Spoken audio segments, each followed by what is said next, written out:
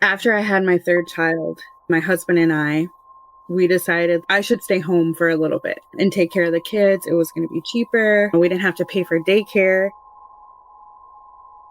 Me staying home with the kids, they're all 5 years apart. We have a fifth grader and a kindergartner and then a newborn. So we're like, I'll just stay home for a while. We decided that I would stay home. And I would say right when she turned 2, is when I started noticing that she would see things or would see somebody.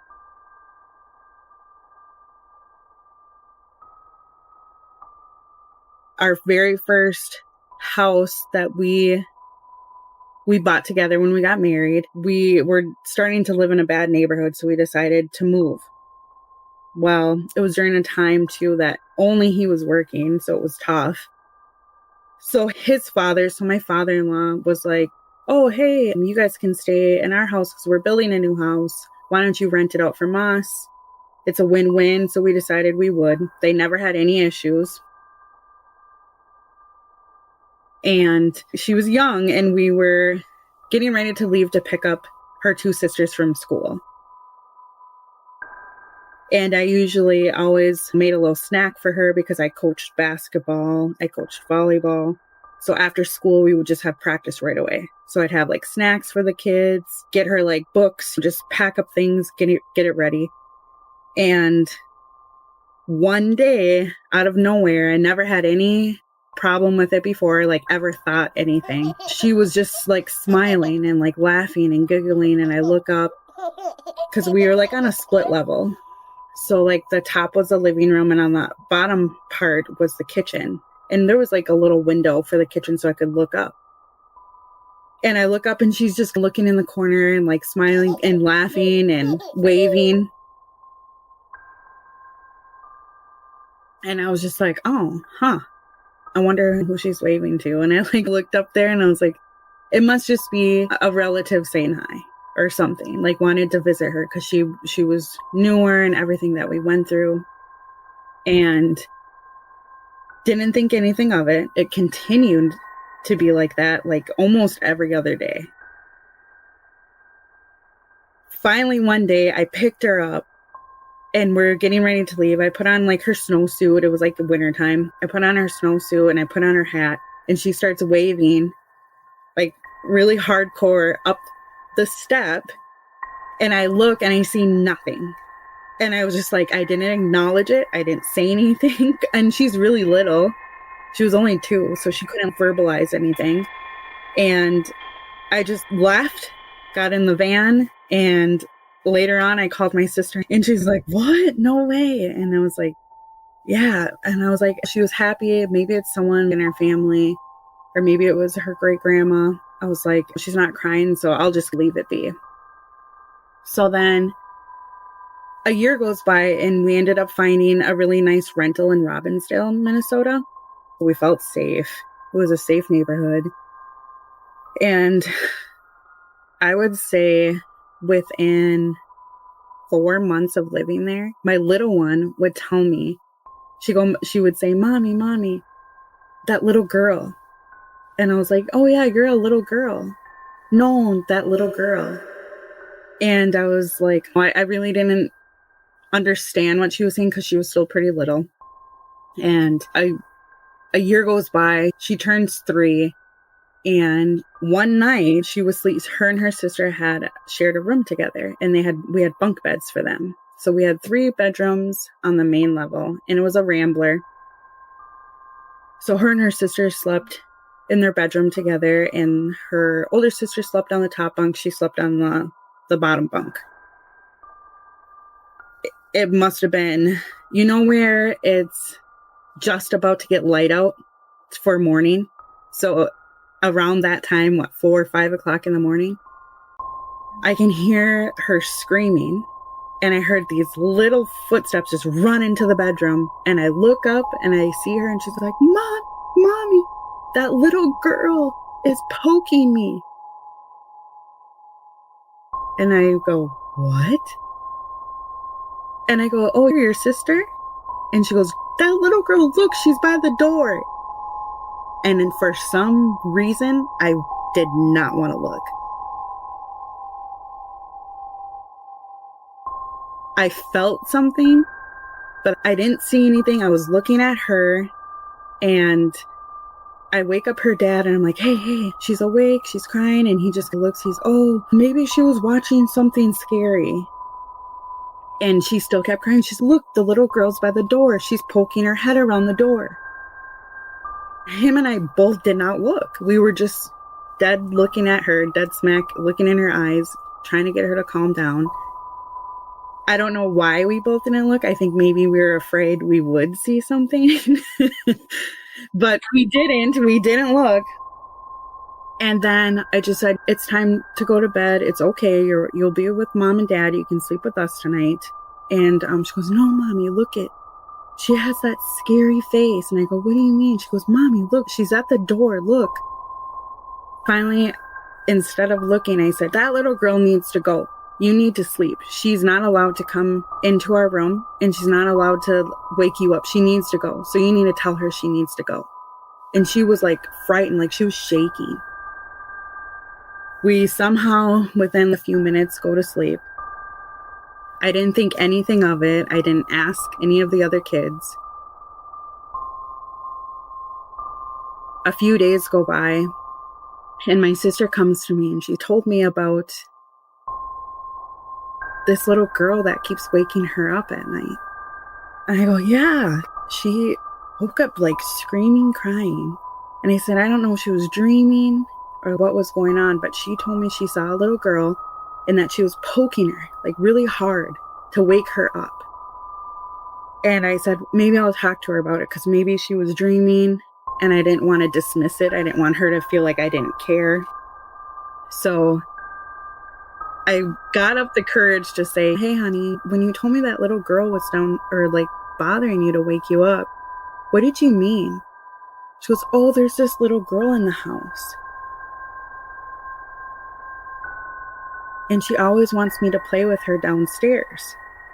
And she goes, I don't want to play with her downstairs. But for a while there, she would go downstairs and play by herself. And I always wondered, like, why she was doing that. And I was like, They have these American Girl doll playhouses, and they'd go down there. They had the laundry set, the horse, and they would brush the doll's hair. So I kind of understood, but for her to be so young and go downstairs by herself, I was, it doesn't bother her. I do laundry, and I go upstairs, and I'm like, are you okay, honey? I'm fine, I'm playing. So I didn't really think too much of it. And I said, where does that little girl live? And she goes, she lived here. But she sometimes has a really scary face. And I go, what do you mean? She goes, she has really dark eyes sometimes. And she said her face is really light and I can see through her face. But sometimes when she comes really close to me, she has dark eyes and it scares me. And I told her that it scares me. And I was like, okay. I said, if you see that little girl again, you need to tell her that she just has to leave you alone, that she's not allowed to wake you up, that your mommy said to not wake you up, that you're supposed to be to sleep, and she's not allowed to come in the room. And she said, okay, and just kind of like dismissed it.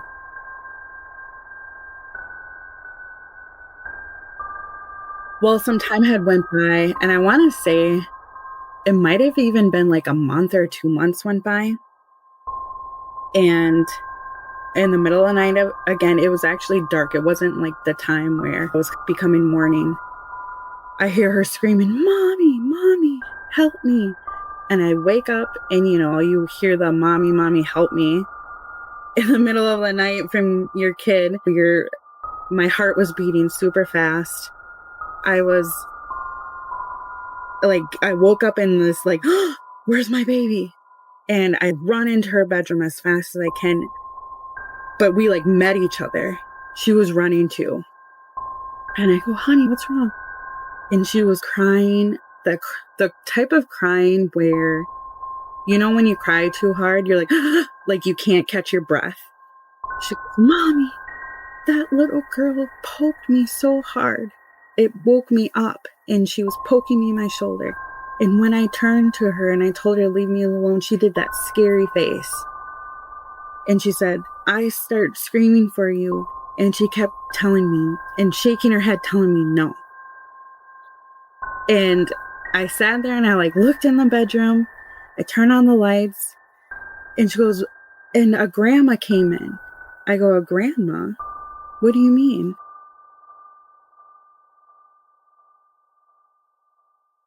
She goes, a grandma came in, but I couldn't hear what she said, but she was talking to the little girl and pointing at her to leave. And I said, what did the grandma look like? Did she smile at you? Was she scary? Was she happy? I was so nervous that she was so scared. You feel so bad because you can't do anything about it. And I wanted to cry, but I was trying to be strong. And at the same time, I was scared. And at the same time, I wanted to wake up her dad, but he always dismissed it. Oh, you watch something scary. Oh, she has an imaginary friend. She's only about to be 4 years old. It's not that big of a deal. It was crazy that she said there was a grandma that came into the bedroom and she looked like my auntie. And she told the little girl to leave. With her hand. She said she couldn't hear her say anything, but she was telling her to leave, and the girl had left. And that's when I got up. I thought about it, and I said, that looks like your aunt, your great grandma. So my great grandma looks exactly like my sister. And they had the auburn hair, they're light skin toned, the whole facial features, they have more of a rounder head, and we have more of the oval head. So it was I wanted to find a picture of her, but I knew my mom and dad were the only ones that had a picture of her. But it was when she was a little bit older.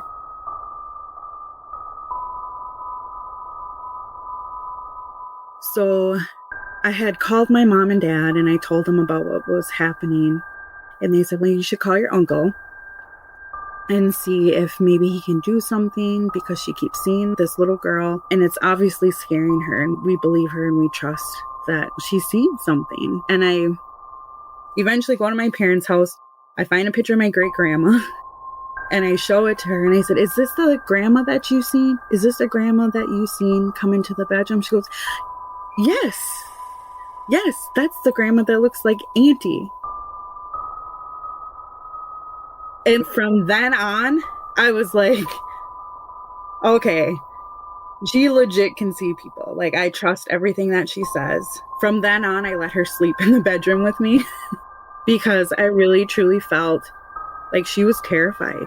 The way she talked to me the last time, where she was shivering, I felt so bad, and she was so little. And my other two kids never said they seen anything, never heard anything. So I was worried that somebody was bothering her. And I didn't call my uncle yet. After a while, after some time had went by, and she was next to me almost every night, I felt better because I didn't see anything and I didn't hear anything. Well, the year goes by, and our landlord had told us hey, we want to sell the house. We thought we'd give you a heads up. We'll give you 6 months. So we ended up moving. We bought a house in Minneapolis, and it was it was a much older house than the house in Robbinsdale. And it was nice and big, so we were pretty excited. We have 3 kids. We have a bigger house. We have more room. We have an upstairs. And we totally fell in love with it. The location was great. It was on the better side of Minneapolis, and it was still close to the kids' school. I would say immediately I started hearing something.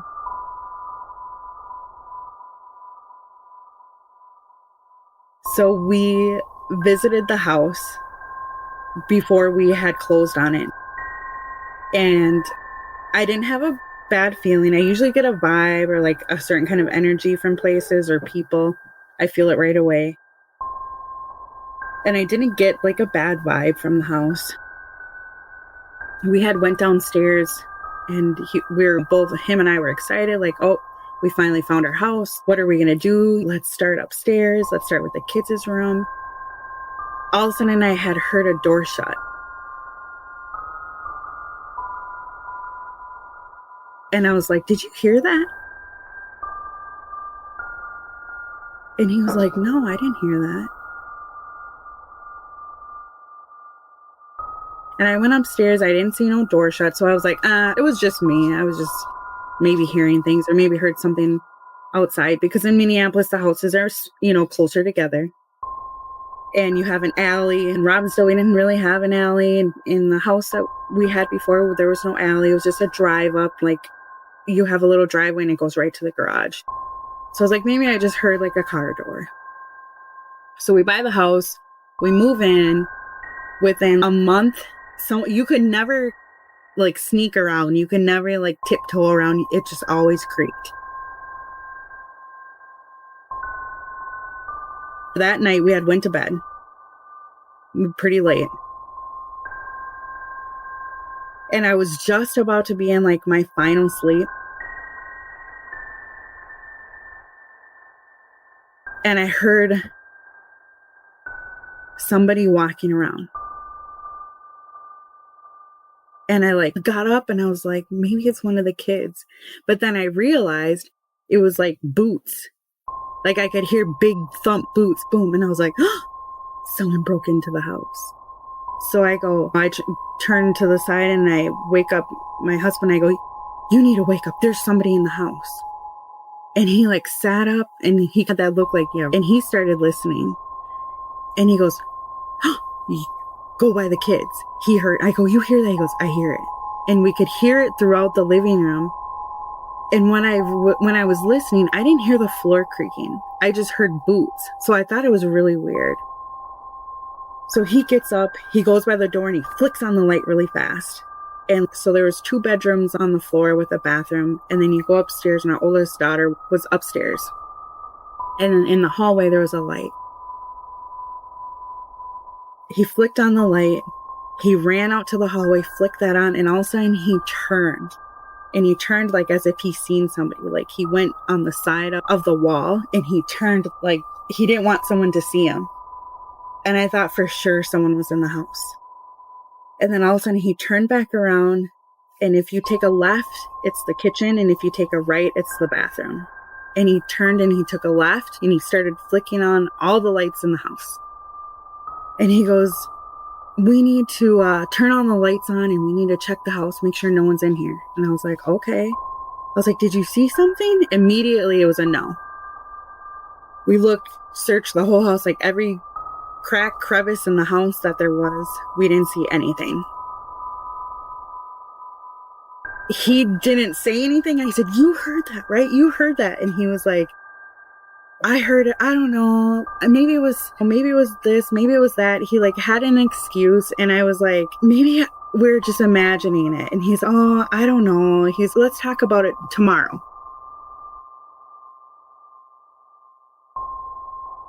Wake up. We have coffee. And I go, wasn't that weird last night? Didn't it sound like boots? And he goes, I didn't want to mention it to you right away. Because I was creeped out. But he's like, I thought I saw like a man in the kitchen when I turned to look. And I go, what? And I go, why didn't you tell me last night? And he says, I was a little scared because it disappeared. And he goes, I thought maybe it was from me turning on the lights that it was making a shadow. And then I thought about it. He kept turning the lights on and on after that and would look to the side and back into the kitchen. And then he'd turn off the light and then he'd look. He was trying to see if it made a shadow. And he said, I heard the boots, but I don't know. Maybe we don't have to worry about anything. Maybe it was just like, maybe it was nothing. And I was like, you heard it and I heard it. And maybe it's something. And we just dismissed it. So he didn't want to get too specific, and he never really did. All he described is that he knew it was like a silhouette of a man, a taller man. he asked if I seen anything, and I said no. All I did was hear the boots. And he was like, I want to learn about the house. And so he got into that, researching like about the house, if anyone had passed away in it, how many homeowners they had. And the homeowners that we bought it from, they bought it from the original homeowner. So after that time, and after he talked to me about it, I just left it be. And I was like, if there's someone in the house, maybe since we just got the house, maybe he was giving us like a blessing and a nice family moved in here. I can leave now.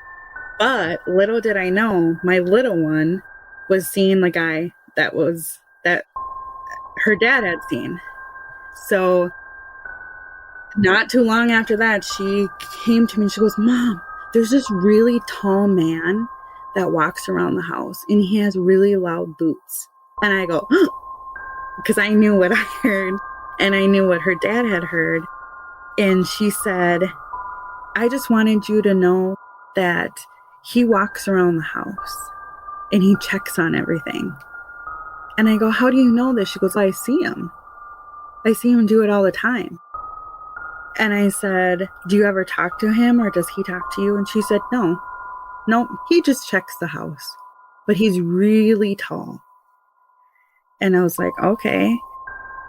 And then from her experience before, I said, does he scare you? She said, no, I'm not scared of him. And I said, okay. And she goes, what does scare me, Mom? And I was like, what? She said, that little girl that's here again. And I go, oh. And I said, did that little girl come from the house that we were in before? And she said, yes. And she told me, she goes, Mom, that little girl has really old pajamas. She wears pajamas all the time. I wonder why she likes to wear pajamas. And I was like, I'm not sure. I said, what do you mean by old pajamas? They look dirty or they're like, what do you mean by old? And she goes like, how kids wore pajamas in the olden days. I go, how do you know what they wore in the olden days? She goes, on TV shows and books. And I was like, okay. I guess she does know. I just wanted to verify she knew what like old pajamas meant. And she said, when that little girl comes into my room, she goes, I told her that she's supposed to leave me alone, that my mommy said that I can't play at night. She always wants to play at night and always wants to go down in the basement. I don't want to go in the basement. So I kind of thought maybe she's just like revisiting this because we moved into a new house and maybe she really wasn't seeing something before. And maybe, I don't know. I was going back and forth because I was scared. Honestly, it was more because I was scared. And then one night I was like in the falling asleep / I was still awake phase again. And I heard footsteps in the hallway come into the bedroom and stop at the side of the bed. And my back was turned. When you're laying on the bed, your back is turned. So my back was towards the door. And I opened my eyes and I was waiting to hear one of my kids say, Mom. And I didn't hear anything. So I turned and I didn't see anyone there.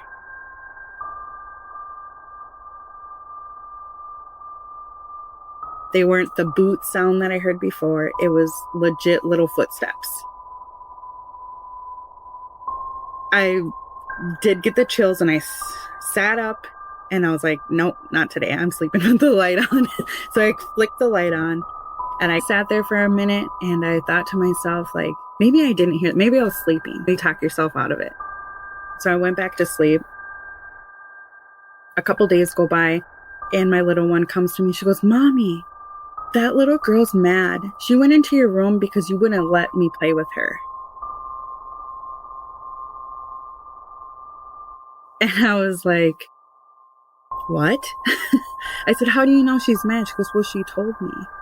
She goes, sometimes she has that scary face and I don't like it. And I said, okay, I think I need to give your uncle a call. I'm going to call your uncle, which is my uncle, but you know. So I ended up calling my uncle and he's a medicine man. And I told him a little bit about what happened. And he goes, her Indian name is the one who sees clearly. So she can see things that we won't see. And if you're supposed to know about it, she'll tell you. And I said, what do I do? And he said, don't always take things negatively. Yes, people come and visit. Sometimes some people are supposed to be there for people. He was explaining to me like the spiritual side. Sometimes people will visit you. Sometimes someone will be mischievous and want you to get up and play. And I was like, that's what's happening to my little one. And he said, this is what I'm going to do. I want you to grab some cedar and you're going to put the cedar on her bed, like right above her bed. And you're going to not use sage, but cedar the whole house. And I was like, okay, I'll do that. During that time, my oldest had gotten sick. She had gotten a sore throat. She wasn't feeling well, so she had stayed home from school. And I was trying to find some cedar. In Minnesota, in the middle of winter, trying to find cedar was not the easiest thing to find. So I waited a couple days. And during that time, also, my oldest had gotten sick. And she wanted to fall asleep. Her bedroom was upstairs. She wanted to fall asleep on the couch. So then I could be close to her if I needed her or if she needed me. And she was running a fever on and off. So I wanted to make sure she was okay, made sure she had water, etc. The first night I stayed outside on the couch with her.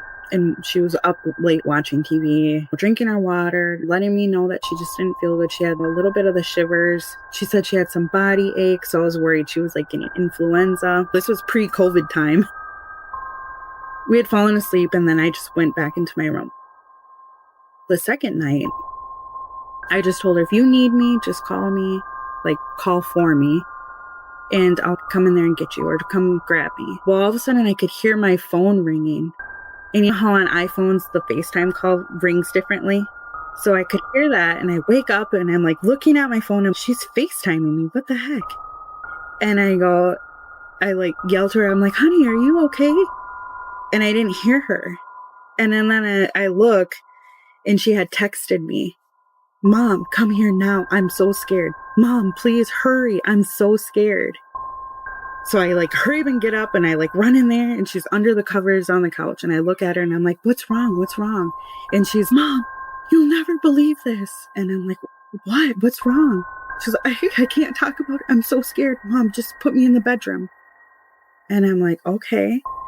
And I'm like, you don't want to talk about it? And she was literally in tears. Mom, I can't. I'm so scared. So I bring her into my bedroom. I wake up her dad and I tell him, hey, she's not feeling good. You want to sleep on the couch? And he's, yeah, that's fine. So we wake up in the morning. She was feeling a little better. And I said, I'll have to go bring your sisters to school. Do you want to come with me? And she goes, yes, I'm not staying here alone. And I go, oh, okay. We get in the car. We drop off her sisters at school and at preschool. And I get back in the car and I'm like, hey, you want to go get Starbucks or something? And she goes, yeah. And I'm like, what's wrong, honey? You look so like upset. Mom, I know I wasn't sleeping. I promise you I wasn't sleeping. But I seen a little girl running around in the living room, but I couldn't hear her footsteps and I couldn't hear anything that she said.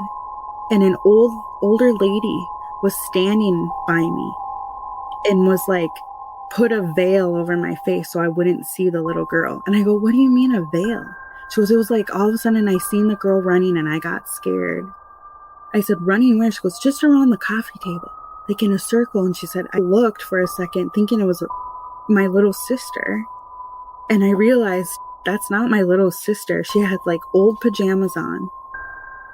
And all of a sudden I looked because I could feel someone beside me. And she said there was like an older lady there. And all of a sudden she's like, how she explained it, she goes, I don't know how, but she like put a veil over my face. Then I couldn't see the girl's face because she goes, I was so scared. Hey, see you in the next story.